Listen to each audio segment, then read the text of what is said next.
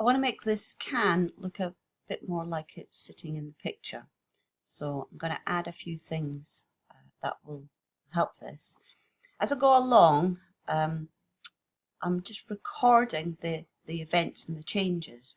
So for instance, where I started, I created the spots, introduced the can, and then I've added the drip. And I'm doing all of that using layer comps. So don't forget, you just click this button when you finish doing your design and it will record that state. You can move things around, you can add styles, you can add adjustment layers. The only thing you can't do is do something that is destructive. So some filters that I might add will change it throughout all the layer comps. So just be aware of that.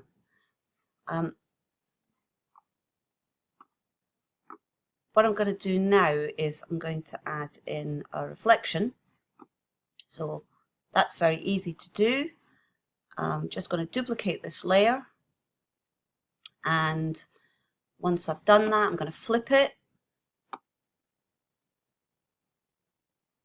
Now you need to be careful that you flip it the right way so that it's a proper reflection. And it's up to you how that reflection comes off. This is a sort of reflection on a very shiny surface, but of course you can modify. We can use skew, for instance, to allow it to skew that way, something like that.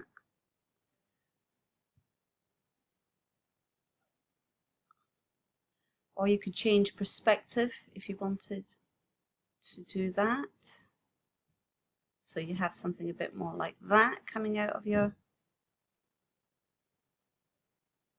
can. I'm kind of going to go for just normal duplication. And then this is a bit too hard. I need to soften it up a bit. Of course I can reduce opacity. But what's quite nice is if we do it in a graduated way. So I'm going to put a mask on the layer, and then I'm going to use a black and white gradient. And you can see that if I add that, it will, the black in my black gradient will hide. So actually I kind of want to go the other way. If I hold shift, it will constrain it, so I don't get a wobble in the gradient. And then finally, still might look a little bit artificial, so you can apply something like a filter. I could also give it a surface texture. So if I give a texture to both this and the can reflection, then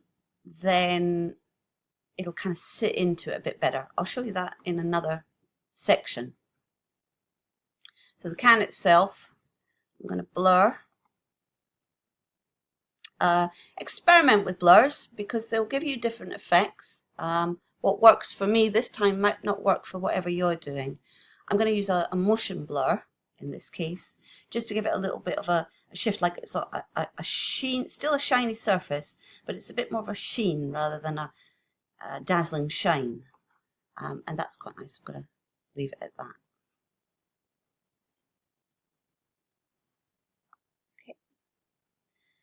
So after that, I want to just organize my files. So I'm going to put the cans in this folder. Let's put the spots in this folder. And just keep an eye on what is going on so that you can control it better. So for the can, I want to add a shadow.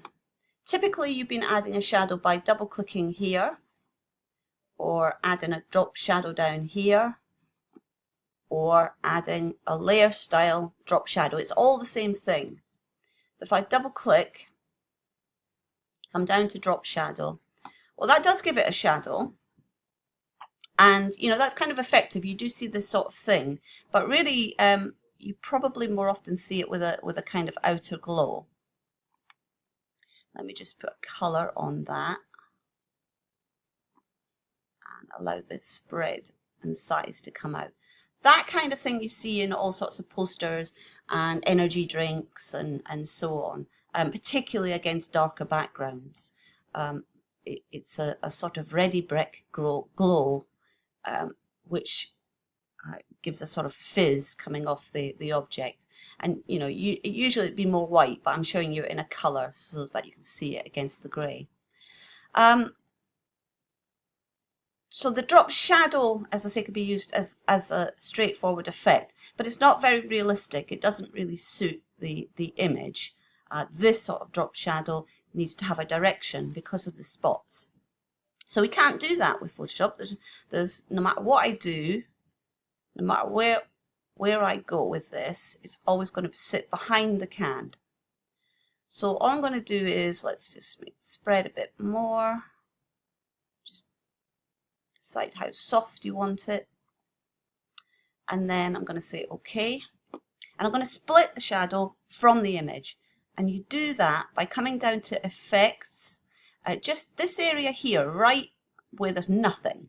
If I right click, I get the option to create a layer. And what that does is it will separate the drop shadow on a separate layer. This is just warning me that some of the sort of styles I wouldn't be able to do this with, but I know I can do it with a shadow.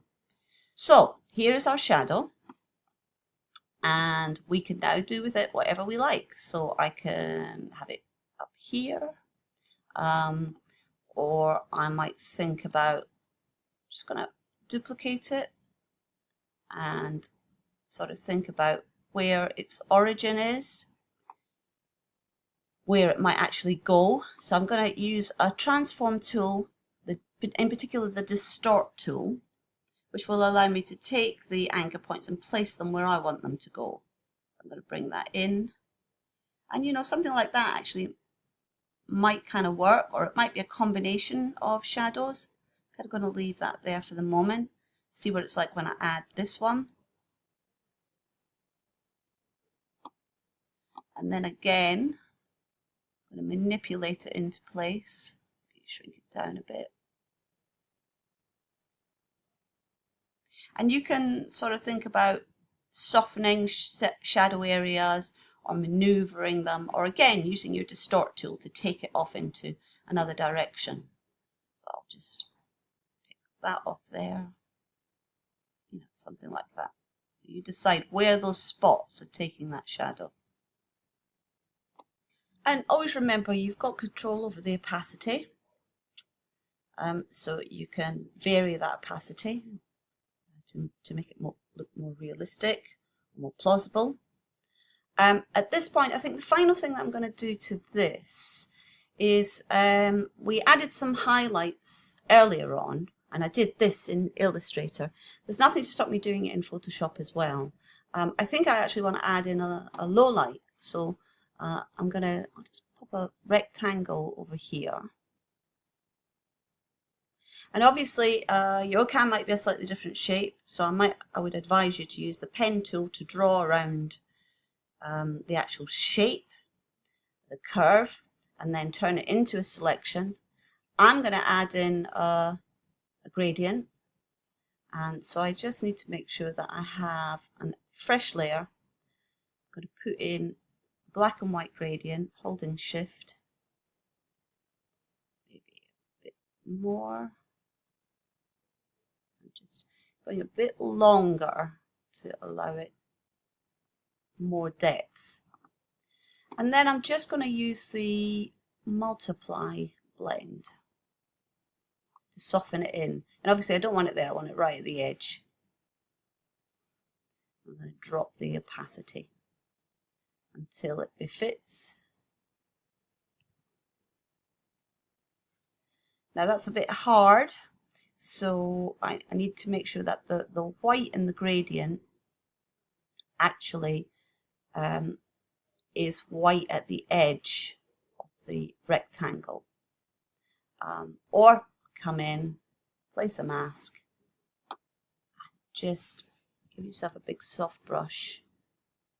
Again, and soften it up.